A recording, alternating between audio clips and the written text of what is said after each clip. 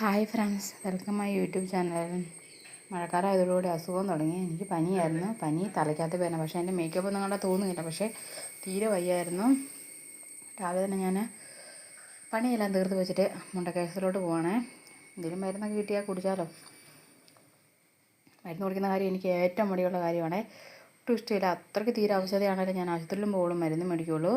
പിന്നെ ഞാൻ നടന്നാണ് പോകുന്നത്. ചേട്ടായിക്ക് പണിയില്ലാത്തതുകൊണ്ട് കുഞ്ഞിനെ നോക്കി വീട്ടിൽ ഇരിപ്പുണ്ട്. പിന്നെ അവരെ കൊണ്ടുപോയാൽ കുഞ്ഞിനാണെങ്കിൽ അലമ്പ് തുടങ്ങും. താമസമൊക്കെ ആണെങ്കിൽ പിന്നെ അവിടെ ഇരിക്കേണ്ടി വരും.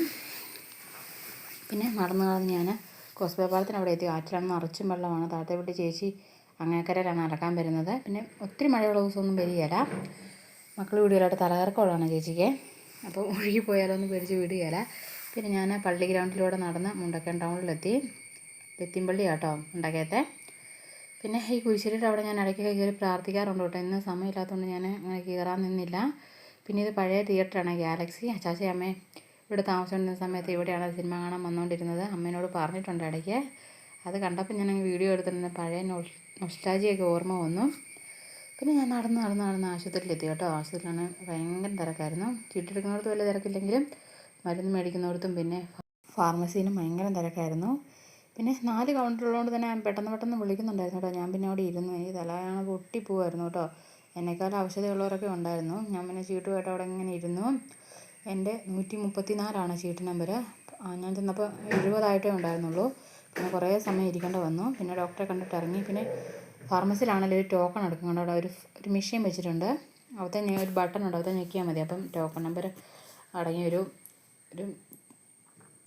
ഒരു റെസിപ്റ്റ് കിട്ടും കേട്ടോ. നമുക്കത് കൊണ്ട് കാണിച്ചാലേ ഫാർമസിയിൽ നിന്ന് മരുന്ന് തരുള്ളൂ. നേരത്തെ ഇങ്ങനെയൊന്നും ഇല്ലായിരുന്നു. ഇപ്പോൾ പുതിയ സംവിധാനങ്ങളൊക്കെ വന്നു കേട്ടോ. പിന്നെ ഞാൻ മുണ്ടക്കയത്ത് ഇറങ്ങി കുറച്ച് സാധനങ്ങളൊക്കെ മേടിച്ചുകൊണ്ടാണ് പോകുന്നത്. കുഞ്ഞിന് പാൻ കൽക്കണ്ട, പിന്നെ കഴിക്കാൻ പൊറോട്ടയാണ് മേടിച്ചുകൊണ്ട് പോരുന്നത്.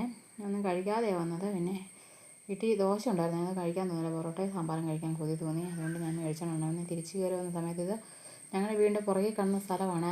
മുള്ളുവേലി ഇട്ട് ഇത് താഴെ വരെയുണ്ട്. ഡ്രാഗൺ ഫ്രൂട്ടും പിന്നെ റംബൂട്ടാനൊക്കെയാണ് പ്രധാന കൃഷി. കഴിഞ്ഞ ദിവസം പോയപ്പോൾ നിറച്ചും ഡ്രാഗൺ ഫ്രൂട്ട് പഴുത് കിടപ്പുണ്ട്. അവർ പറിച്ചെന്ന് തോന്നുന്നു കേട്ടോ. അപ്പം ഡ്രാഗൺ ഫ്രൂട്ടൊന്നും കണ്ടില്ല. പിന്നെ വീട്ടിൽ വന്ന് ഒരു ഗ്ലാസ് ചായ ഇട്ടു. ആ സമയത്ത് പിന്നെ ചേട്ടായി ഓംലെറ്റ് അടിക്കാൻ പോയിട്ടുണ്ടായിരുന്നു. പിന്നെ ഞാൻ കുറച്ച് വെള്ളമൊക്കെ കുടിച്ചിട്ട് ഇങ്ങനെ വെയിറ്റ് ചെയ്തിരിക്കുകയാണ് ചേട്ടായി കൊണ്ടിരുന്നത് നോക്കി. ഓംലെറ്റ് അടിക്കാൻ ചേട്ടായി അടിക്കാൻ നല്ല ടേസ്റ്റാണ്. ഞാൻ അടിച്ച അത്രയും ശരിയാകില്ല. പിന്നെ കഴിക്കാൻ വേണ്ടി ഇരുന്നു. അപ്പം ചേട്ടാ എന്നോട് അതൊക്കെ ചോദിക്കും കേട്ടോ. ആശുപത്രി പോയത് അങ്ങനെ എന്നാ മരുന്ന് കിട്ടിയെന്നൊക്കെ ചോദിക്കുമായിരുന്നു. എനിക്കാണെങ്കിൽ വിശന്ന് കഴിഞ്ഞാൽ ആരും എന്നോടൊന്നും സംസാരിക്കുന്ന ഇഷ്ടമില്ല. അതുകൊണ്ട് തന്നെ എക്സ്പ്രഷനൊക്കെ വളരെ മോശമായിരുന്നു. പിന്നെ ഞാൻ കഴിച്ചു കേട്ടോ. കുഞ്ഞിന് ആ സമയത്ത് നല്ല ഉറക്കമായിരുന്നു. ചേട്ടാ ഉറക്കിയിട്ട് ഞാൻ വരുമ്പോഴത്തേന് ഫോണിൽ പണി ഇരിപ്പുമായിരുന്നു. പുതിയൊരു ഗെയിം കിട്ടിയിട്ടുണ്ട്, അതാണ് പ്രധാന പരിപാടി. ഗെയിം കളി, വെടിവെപ്പാണ്. ഇനി സമയം കിട്ടുമ്പോഴെല്ലാം ഇതാണ് പരിപാടി. അല്ലെങ്കിൽ പിന്നെ ഫേസ്ബുക്കിൽ പഴയ സിനിമയും കണ്ടുകൊണ്ടങ്ങിരിക്കും. പിന്നെ ഞാനോരോ കാര്യങ്ങൾ പറഞ്ഞു കൊടുക്കുമായിരുന്നു. ഇനി ആശുപത്രി പോയാലും അത് ടോക്കൺ നമ്പർ എടുത്ത് ഡോക്ടറെ കണ്ടിട്ട് ഇറങ്ങിക്കഴിഞ്ഞാൽ ഫാർമസിയിൽ പോയി റെസിപ്റ്റ് എടുത്ത് വെയിറ്റ് ചെയ്യണം. അല്ലെങ്കിൽ അടുത്ത ആൾ വരുന്നവർ ടോക്കൺ എടുക്കും. അത് പിന്നെ നമ്മൾ ഒത്തിരി നേരം വെയിറ്റ് ചെയ്യേണ്ടി വരും കേട്ടോ. അറിയത്തില്ലാത്തവരൊക്കെ ഇങ്ങനെ ഇരിക്കും ടോക്കൺ നമ്പർ വിളിക്കുന്നതനുസരിച്ച്. പക്ഷേ നമ്മുടെ കയ്യിലിരിക്കുന്ന ആ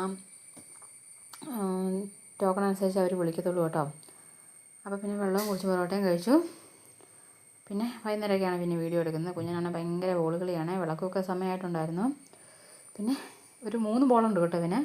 ഇവനാണ് ഈ പച്ച ബോളാണ് ഏറ്റവും ഇഷ്ടം. ഞാൻ അപ്പനും മോനും കൂടി ഇരുന്ന് ഭയങ്കര ബോൾ കളിയാണ്. ചേട്ടാ എപ്പോഴും ഗെയിം കളി ഇരിപ്പുവാണ്. കുഞ്ഞാന്ന വിചാരം. എപ്പോഴും ഫോണിലാണ്. ഫോണിന് അഡിക്റ്റാണ്. ഫോൺ താത്ത് വെക്കുന്നൊരു സമയം ഞാൻ കണ്ടിട്ടില്ല കേട്ടോ. അതുപോലെ ഫോൺ ഭ്രാന്താ. എനിക്ക് അരിശമാണ്. ഞാനും ഫോൺ ഉപയോഗിക്കും, പക്ഷേ ഇത്രയൊന്നുമില്ല കേട്ടോ. ആവശ്യം ഞാൻ എൻ്റെ അടുത്ത് മാറ്റി വയ്ക്കും. അപ്പോൾ ഇന്നത്തെ വീഡിയോ അടുത്ത വീഡിയോ കാണാം.